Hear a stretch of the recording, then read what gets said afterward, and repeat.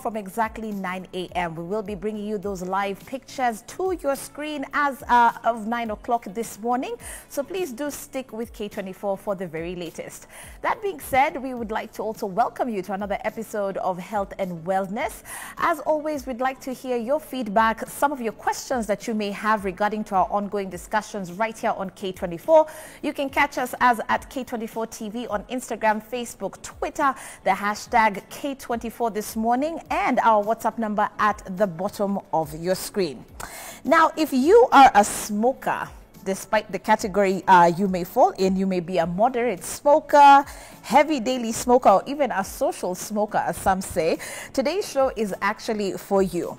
Taming your cravings for nicotine is a huge part of quitting smoking.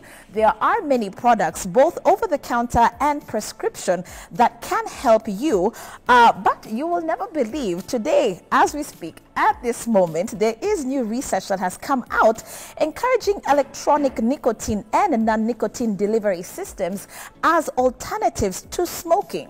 Now, with tobacco killing more than 8 people each year, according to the World Health Organization, or rather 8 million people each year, according to the World Health Organization, we ask, is this the recommended course of action to tackle tobacco-related deaths? Or should the age-old campaign that we know as there's no such thing as safe smoking prevail?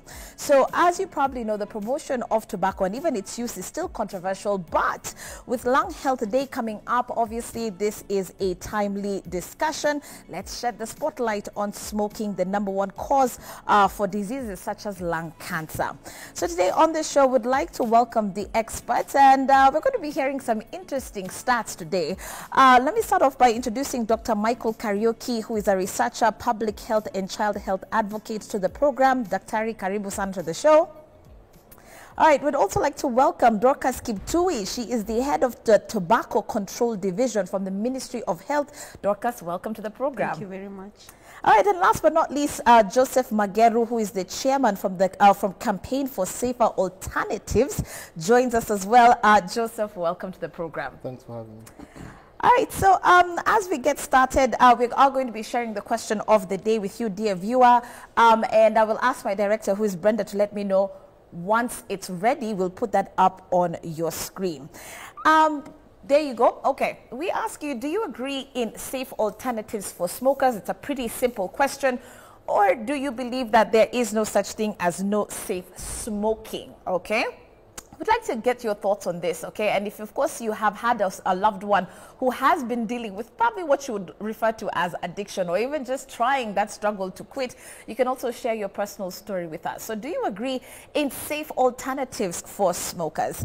Dorcas, just starting off with you, the debate around what's harmful, what's not so harmful in terms of tobacco or forms of tobacco continues. And so a lot of Kenyans will ask, okay, what do I really need to know about the different types of tobacco products, nicotine-based products versus your conventional cigarettes that I need to know about? So people say, but if I take this, it's better than your cigarettes. If I smoke this, it's better than cigarettes. So please, let's start there. And thank you very much, Shiko, for this important interview or show. And I appreciate we appreciate your invitation as the Ministry of Health. Yeah. First of all, let me just give a background that tobacco products are made mainly from tobacco leaves. And in Kenya, we grow tobacco, and we have regions that grow tobacco. We have big manufacturers in Kenya, and they manufacture different products of tobacco. So the main ingredient that is sold, that makes tobacco products sell, is nicotine, which is found in harvestable amounts in tobacco leaf. Yeah. You can find it in other leaves, but it is so insignificant that it doesn't make sense to extract it from that. Right. So once tobacco has been grown and harvested, it is manufactured into these products with a lot of additives and enhancing products to enhance its efficacy or its effectiveness in delivering nicotine. Yeah. So those are regular manufactured cigarettes. And globally, as you have rightfully put it, 8 million people die every year from consuming tobacco products. Yeah. And the nicotine not only addicts people to use it, but also it comes along with so many other chemicals that are harmful. And it makes it a risk factor for non-communicable diseases. Yeah. These are heart diseases, diseases of the blood and the blood vessels. You have cancer, chronic obstructive airway disease. It affects reproductivity. Yeah. And many, many other things. It affects the body from head to toe for both male and female. Yeah. And so the world came together to control these products through the World Health Organization Framework Convention on Tobacco Control. And this is a global legislation, a treaty, which Kenya is a party to. Okay. And once a country becomes a party, it is expected to domesticate this international law at national level. So Kenya has domesticated it through the Tobacco Control Act. Okay. And in the Tobacco Control Act and the FCTC, the definition of tobacco products is any product that is made from, partly or in whole, from tobacco. And so the countries have tried to control the consumption of these products given the harmfulness, and it is harmful from the farm to consumption and even to somebody who doesn't consume and is around someone, for example, who smokes. Okay. So secondhand tobacco smoke. Yeah. So these products, when they have been controlled, the tobacco industry has tried to come up with new products that can substitute, people can substitute or to continue selling nicotine delivery systems. One of them is the electronic tobacco cigarettes. It's a tobacco product.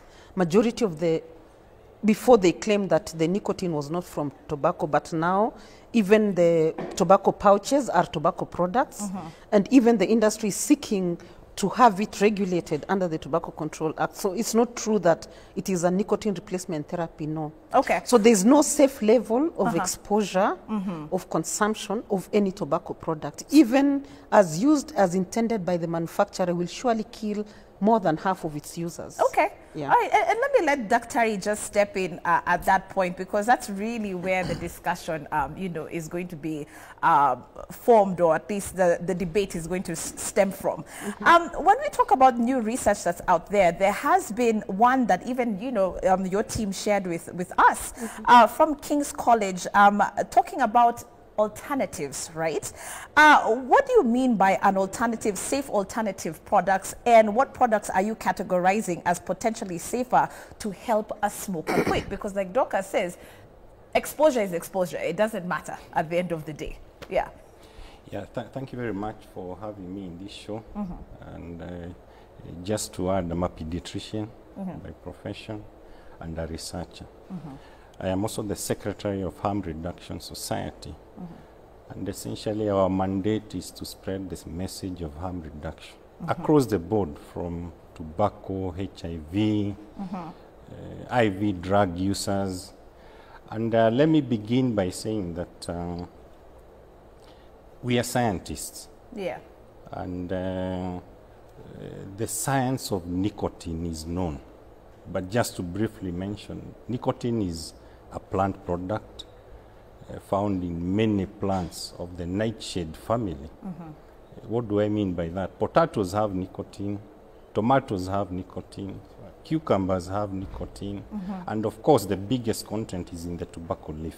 Right. So this is a product that has been there since the world was built, or rather was formed. Was formed for that matter. And let me say that nicotine is addictive.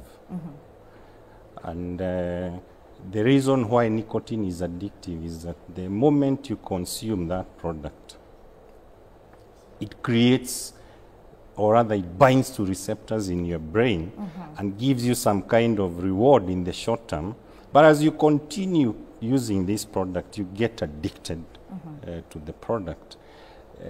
The most common form of consumption for nicotine is tobacco, because tobacco has been known to have the highest content of nicotine. Yeah. And tobacco has been on sale for very many years. And I do agree that WHO found that we have a tobacco epidemic. Yes, it's being categorized as an epidemic now. Correct. Right, we have a tobacco epidemic, and they came up with the Framework Convention for Tobacco Control. And Kenya ratified We had the Tobacco Control Act. But now as scientists, we're asking ourselves, so many years down the line, why are we still dying of tobacco despite all these very many interventions? What is the problem, especially in low and middle income countries where tobacco consumption is actually increasing despite the global consumption rates and the Western world reducing? Okay. So we're asking ourselves, why are we having more and more consumption of these products, killing people, and yet we know that tobacco, if we control tobacco consumption, we'll go a very long way into achieving the Sustainable Development Goal, especially Goal 3. Okay, so how did the alternatives now jump in? Yes, now that is the background history. Now we know very well that in the WHO FCTC, tobacco control is defined as a range of demand, supply, and harm reduction strategies. So we're asking ourselves, are we applying the harm reduction strategies appropriately? And what are these harm reduction strategies? WHO has said, yes, for you to get these people out of nicotine addiction, we have nicotine replacement therapies, which will assist get these people out of the physical dependence. Right. Then we have behavioral therapies, which will help these people get out of the psychological dependence. Because it's an addiction, it's like alcohol addiction. So we must see it as a disease and offer help to these people. So we look all over the place and ask ourselves, what are the others doing that we are not doing to assist smokers to quit smoking? Because our main concern are the smokers. We never advocate these products to non-smokers. If you don't smoke, please don't start. Okay. If you are a child or a youth, I being a pediatrician will tell you, don't even attempt to start these products. So this is a solution for smokers? Yes, this is a solution for smokers. So we look around and ask ourselves, why is UK reducing its number of smokers? Why is Sweden reducing its number of smokers? Why is New Zealand reducing its number of smokers? Why is Japan reducing? What are we not doing that they are doing? Okay, and Dr. I'll allow you to compare with markets later, but let me allow Chairman, you know, just to throw in a word or two here. Because when you talk about smoking, it's really a lifestyle choice, and it's a personal choice for every one of us, okay? And so do you believe, for you, as you know, an organization, as Safer Alternatives, if I can just abbreviate that, you're raising the reality that this thing we talk about, don't start, abstain, you know, it's just not the reality on the ground. So, you know, when we also discuss the measures to reduce tobacco demand, are we talking about the campaigns have been ineffective, or stop smoking? That message we're being told there's no such thing as safe smoking. It's time to face the reality that people, there are smokers out there. Absolutely. Right. Like Dr. has just said, low and middle income countries are the only countries that have increasing rates of smokers. And this is because a country like Kenya, for example, cessation services are almost non-existent. Because buying items such as nicotine gum cost up to 3,000 shillings, while a stick of cigarette goes for 20 shillings. So what we're advocating for is to emulate what is being done in the West with products such as electronic cigarettes, products such as nicotine pouches and snus that help smokers in those countries to cut their rates of smoking. So you're not talking about, what are they called, the heated tobacco systems. That's not what we're talking about. And let me just use what people know. You know, you're not promoting things like shisha. No, shisha, you're not shisha is a lot of tobacco in there. Right, so we're not talking about tobacco-based products here. Just for the viewers to get it right. Yes, there is no, listen, like the doctor here, she said that products that are made from nicotine are tobacco products. I don't know why she didn't say that patches and pouches should be also labeled as tobacco products, because these are WHO recommended products and they also contain nicotine. The problem is not nicotine, it's tobacco. Nicotine does not cause cancer, it is not carcinogenic. Right. Yes, please clarify something. Yes, jump in there. It pains me to sit and just listen. People go on, and it's a public TV. We are informing the public, and it is very sad that even medical practitioners are promoting consumption of an addictive substance. Number one, let me clarify something. Indeed, the Tobacco Atlas reported that tobacco consumption is reducing in developed countries, but is increasing in low and middle income countries. Right. Number one, why does it reduce in upper high income countries? Because of the stringent measures. A pack of cigarettes in Europe is like 8 to 10 euros. In Kenya, it is probably 200, 300 shillings. Yeah, the Right. same product. Number two, people have, high income countries have suffered the impact and the effects of tobacco consumption. Effects of tobacco consumption appear many years later. And currently, it was very high in Europe. Tobacco use was not a problem in low and middle income countries. But Europe started experiencing non-communicable diseases in a huge way that they started putting in place measures to control tobacco, and people lived experiences of suffering these effects, and therefore the consumption is going down. Okay. But One moment, the tobacco industry, the tobacco industry has been put in very difficult circumstances in developed countries. Now their target, in fact, to quote them, that their market is in low and middle income country, in particular Africa. So this and we in are the Africa, focus. yes, we are the focus. And in Africa, we have very poor legislations in many countries. Kenya is one of the legislation. Okay. And give people alternatives. No, we should actually do. We should not. A fool wants to learn from his own experience. But if you see an experience of somebody else, you don't have to live the same experience to see the outcome. Okay. Give Chairman a chance. So my last let me thing give is you- that shisha is banned in Kenya. Right. It is not legal to sell or to consume shisha in Kenya. And so it is wrong to propagate that nicotine.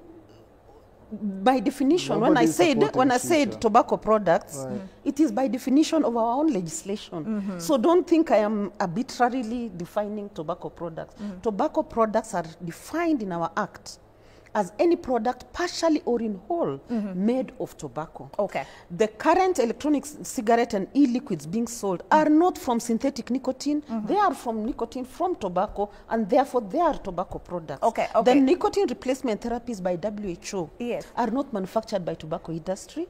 E-liquids and e-cigarettes are manufactured by tobacco companies. Okay. So they are pharmaceutical products Listen. That have for been treatment. recommended. Yes. Okay. I'll give you an example. All right. A country like England right now, if you go to hospital and you have a problem with smoking, they will recommend you to start using an electronic cigarette immediately. This is the hospital. So what is it that they're seeing there that we're not seeing here? You have over 700,000 people using electronic cigarettes in England every year, and their numbers are steeply going down. Yeah. Okay. You listen. You cannot say that a product such as, for example, the pouches and electronic cigarettes are not helping when the evidence is clear. There's just too much evidence that shows this. Okay. Dr. very quickly before we take a break, where are you going to weigh in on this? Yes, thank you very much. I'm a scientist, and I'm not here to represent any industry. I don't promote any harmful products. I'm here to give facts. And the fact is, we must look at the science. Nicotine is addictive. Tobacco and the tobacco constituents products, the carcinogenic components, are killing people. That's a fact. I mean, in Kenya, we have more than 8,000, probably even higher figures. 8 million people are dying worldwide. The question is, what can we do to bring this number of deaths down? And we don't need to look far. We just need to ask ourselves, fine, can we borrow a leaf? Can we see what is, for example, England doing? England, for that matter, saw the problem, and the government came up with what we call a Stop Smoking Services Department under NHS. Now, what does its Stop Smoking Services Department do? It enhances tobacco cessation services. And we need now to look further and ask ourselves, what is the science in England? What is the science in New Zealand? Yeah. What is the science in Norway and Sweden? What are they doing that we are not doing to bring down the number of smokers and prevent deaths? We don't promote any products. And mark you, these products in England are under regulation. They are prescribed by health professionals. You just can't walk into a shop and say, no, you must enroll in the Stop Smoking Services Right, to access. department. Yeah. And you say, fine, I've been a smoker for 10 years, I want to quit. Then now the department will take you through so that you can quit the physical habit and quit the psychological dependence. And that is what we are trying to educate the public, that, hey, look, you can get help. Why? Because we have seen help in other quarters, and we don't need to reinvent the wheel. Are you okay? And at the end of the day, we are telling the public, Yeah. don't smoke if you are not a smoker. Don't use these products if you are not, if you have not already started. These products are primarily meant for people who want to quit smoking. And a lot of studies have been done, other than what you have quoted. All right, let me stop you there, Dr. Michael, for a second, because we did take a short commercial break, but the debate continues in just a moment. Here's our question of the day, even as we continue to engage Dr. Skiptui, who obviously is from the Tobacco Control Division from the Ministry of Health. We also do have Joseph Margero here with us from Campaign for Safer Alternatives, as well as Dr. Michael in studio with us. We're asking, do you agree in safe alternatives for smokers, or do you simply agree that there is no such thing as safe smoking? And how do we go about this, by the way? What really is the solution? Okay, so let's take that short commercial break. At K24 TV is how you can reach us. We'll be back in just a moment.